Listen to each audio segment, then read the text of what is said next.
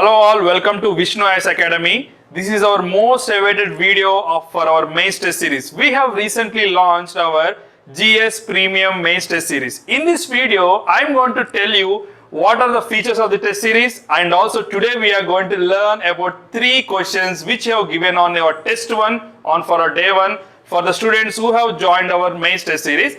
And these questions for the day 1 we also provided in our Telegram channel. If you are not aware of that, please do join our Telegram channel and please get access to that question. In this video, I am going to explain about those 3 questions. So let us see the first thing which you are going to learn today. The first thing which you are going to learn is about our GS Premium Mains Test Series. In this we have giving you, just a second. Welcome to VISHNU IS Academy. We are excited to announce the launch of our new courses. Contact us for registrations and counseling. Hard work never fails. Keep learning. In this video, you are going to learn about 18 grand tests. These are included in our mains test series. This is number 1 point. And this will be a 75 days of daily answer writing sessions. Yes, we are going to have a 75 days. On each day, you are getting daily 3 questions. And finally, you will be getting the 18 full length tests for which you will get the video explanation and also the model answers for every question. And the final point is, already there is a separate video made in this channel. If you can search in the channel, there is a video by Vishnu sir where he explained all the details about this main test series that many students have joined our series and many are going to join. Even today we got many calls from the students joining this test series because we are giving them a daily practice and also the weekend test, which is a full length test series.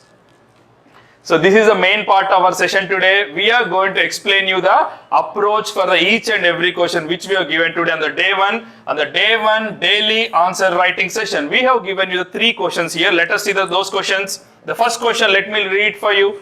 How Government of India Act 1935 laid down a federal constitution and its shortcomings discussed. If you can see this question, these kind of questions were given in the previous year question paper in the GS2. If you are seeing the previous year questions, if not, just see today.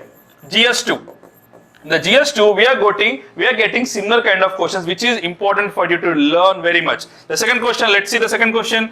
The Indian Constitution is called a living document. Why it is called? We have given a question that why it is called so, and what are the challenges to this living document? So this is a good question which we might be expecting for our upcoming 2021 mains or in the 2022 mains. This is important for the 2 batches who are going to write this year and also for the next year. It's gonna be a amazing practice for you guys. So let us see the third question. The third interesting question is, what is the doctrine of basic structure of Indian Constitution?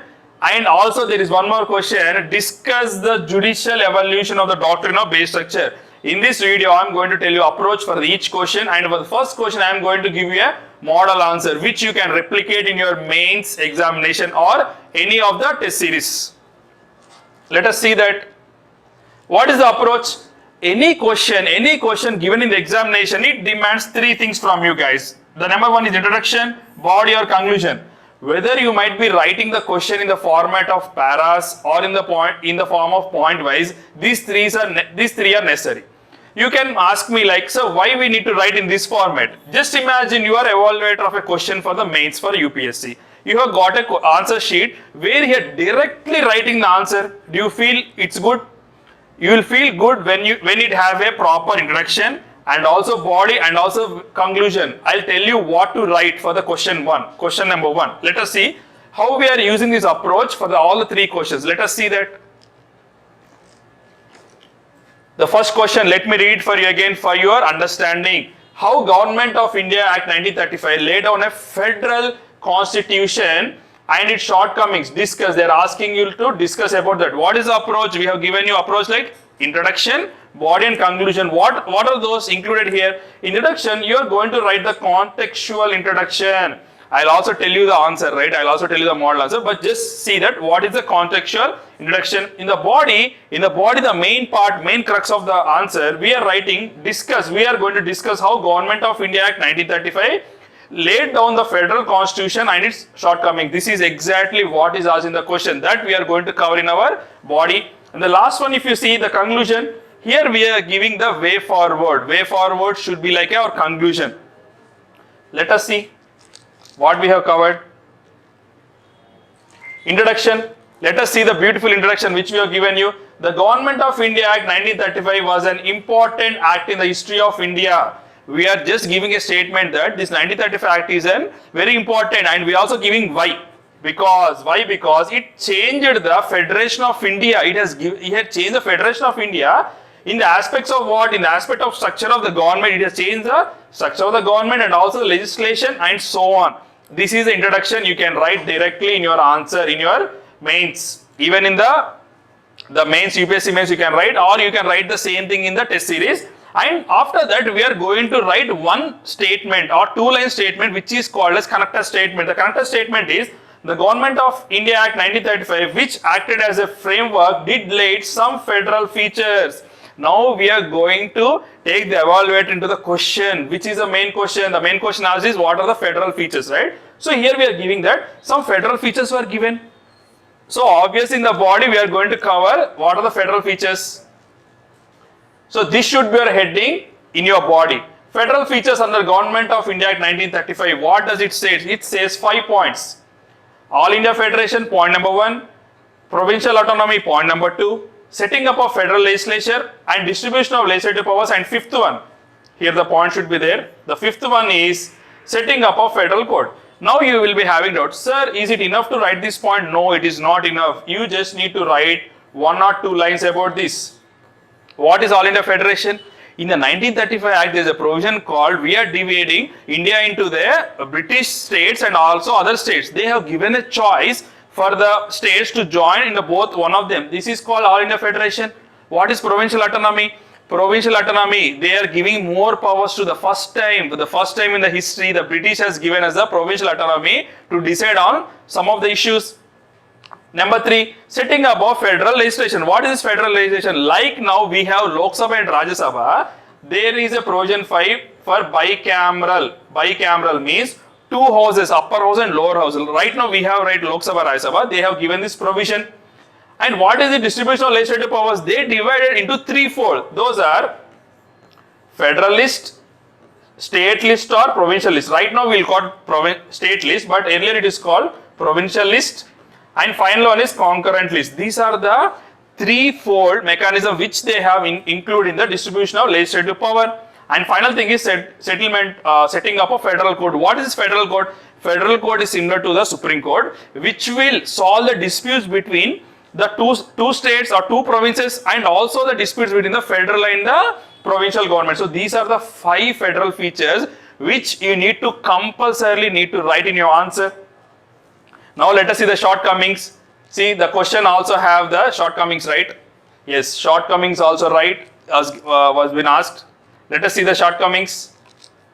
The shortcomings we can write like it is not a true federal system, and we should also back up with some our points. The first point is discretionary power. Second point is legislation regarding provincial list. Third one is defective federation, and fourth one is residual powers. Let us see the first one. You need to write 1 or 2 lines here, so that examiner will understand that you have solid knowledge in writing answers. Discretionary powers. Even though they have given more powers to the states, the main discretionary power lies with the Governor General. GG is the Governor General and also the governors for the provinces. These are the people who has the utmost power. Let me tell you one example. The one example we can say like in the discretionary power, for example, if you see budget and allocation of funds. In these 2 aspects, whatever the Governor General said and whatever the governor said, it was the final thing. There is no role, there was a minimum role of the provincial legislatures. The point number 2, if you can see, legislation regarding the provincial list. When Governor General is proclaiming some emergency time, the more power of there was a power overriding by the central or federal legislature over the state list or the provincial list. This was one factor. And defective federation, whatever the federation they have given, it is so much defective that people are not given the choice, or the rulers are not given the choice to join them or not. There is a fourth point. And the final point, residuary powers. Generally, the residuary power should stay with the central or federal authority. But here, the Governor General is taking almost all the residuary powers. So these are the shortcomings. You have all the knowledge, guys. You have all the knowledge which you have read from the Lakshmikant, other books or from your class notes. But here we are segregating, like what are the federal features and what are the shortcomings. And now comes the final conclusion, which I am going to tell you now. See the conclusion or the way forward. You can write as it is or you can write some modification, right? You can't write like as it is, but you can take inspiration from this slide and you can write. The 1935 Act was aimed to perpetuate the British rule. The main aim of what is the main of this 1935? They want to the more get into the more powers to the British rule. And number two, they are also appeasing the nationalists who were fighting for this kind of powers. And it also has some regressive provisions. What are the regressive provisions? It has a separate electorate. It has separate electorate for the minorities, for depressed class, and even for the women. They are giving. They want to divide and rule. So divide and rule as is the guides of the philosophy. This 1935 Act has it the core philosophy like it has a divide and rule policy. And final point, what you can write to conclude that despite the provision to a draft federal constitution, even though they have given a draft for the federal constitution, the Government of India Act fell short of an actual federal constitution. Whatever the federal constitution right now we have, it is not like in the 1935 Act. So this is the conclusion you can write. If you want to see once again, you can move forward or you can pause the video again, you can go backward and see the complete answer, which is very much useful for your examination to write. Now let us see the second question. Second question, let me read it again one you, so that if I read once again, it will be going into your brain and it will be understanding easily. The Indian Constitution is called as a living document. They are only giving the statement, it is a living document. Why it is called so? They are asking you why. And there is one more question called what? What are the challenges to this living document? So now let us see the approach. In this question, I am not going to give you the exact model answer, but we are going to provide it for our students who are joining our complete course. Let me tell you the approach. It will also help you. What will be the approach? The approach will be the intro, body and conclusion, right? In the intro, let us see. Briefly introduce with the Constitution as a living document. You are going to say that Constitution is a living document. How can we say that? We can say that by it is adaptable, it is able to amend it, it is able to amendable, so that we can say that it is a living document. Point number two, the body. What should be given in the body? You should give the features. The features of the Indian Constitution that make it a living document. I already said you that amendability is one of the features. The challenges to the living document and some ways to overcome this challenge. These are the things required to write in the body. And conclusion, I have given the conclusion for you. You can use this conclusion anywhere if you require. In a democracy, the practices and the ideas keep evolving over time and the society engages in experiments according to this. So they are saying, like in a democracy, when the people participation is more, when the people are actively participating, there is a practice and ideas keep evolving, they keep on evolving. And next point, the Constitution which protects the democracy and it allows for the evolution of the new practices becomes not only durable, it is also won't live for a long time, but also the object of the respect from the citizen. It also get the respect from the citizen. For example, let me tell you one example. What are these new ideas and practices? For example, let us see GST. GST is a new idea which we incorporate in our constitution. We also amended the constitution to keep the new idea. So that's why the conclusion says about this. Like only GST is one example. We can write many examples like that. This is my example. You can write it. So this is the conclusion. This is the approach for your second question, guys. For the second question, this should be the approach which will make your answer good, which will make your answer like more enriching. Now let us see the third question. What is doctrine of basic structure? The first question of Indian Constitution. This is question number 1, and question number 2 is discuss judicial evolution of doctrine of basic structure. So follow the same approach. Intro, body, conclusion. Let us see what we can write in the intro here. The intro you should compulsory, because they are asking you what is a base structure, right? You are going to introduce, like saying briefly introduce the doctrine of base structure. Here you need to introduce with some 50 words. Let us say some 50 words if you are using. Then you come into the body. You should discuss the Supreme Court judgments related to the evolution of base structure. mention the final stand of Supreme Court regarding the doctrine. What the Supreme Court is saying about that. In the next slide, I am going to tell you the Supreme Court judgments, the must written Supreme Court judgments in your answer. I am going to discuss that, but let us see now the conclusion. What you can write in the conclusion? The conclusion you can write like, this doctrine continues to evolve and judiciary further extended the scope of the doctrine. Because of the judicial interference or because of the judicial approach, it is going to evolve. It is going to evolve forever, and it also it has increased, extended the scope.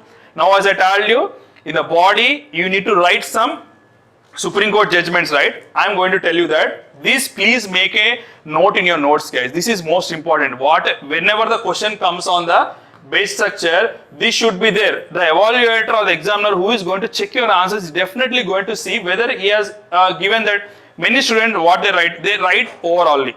They write generally. They are not going to fetch good marks. If you are including these 5 judgments in your answer, this is going to give a value addition or edge over others. What are these must included? The first point number 1 is you should write about this case, that is Shankari Prasad case in 1951. Next, you should write about Golaknath case 1967. The third one is Keshavananda Bharati case that happened in 1973 and Minerva Mill case. And finally, you need to write about Vaman Rao case in the body. This will make your answer enriching. Hope you like the session today. Today we have discussed about 3 questions, the day 1 and the test 1, which are given to our students.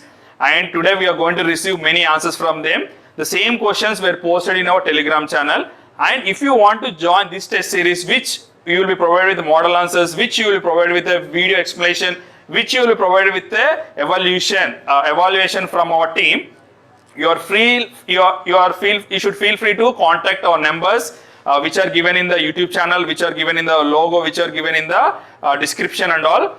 You should definitely join this test series so that you can understand what kind of question can be asked in your mains. This will be useful for your 2021 mains and also for the 2020 students who are going to write mains next year also. Thank you so much, guys. These are the questions for today. See you all with another video very soon. Thank you so much.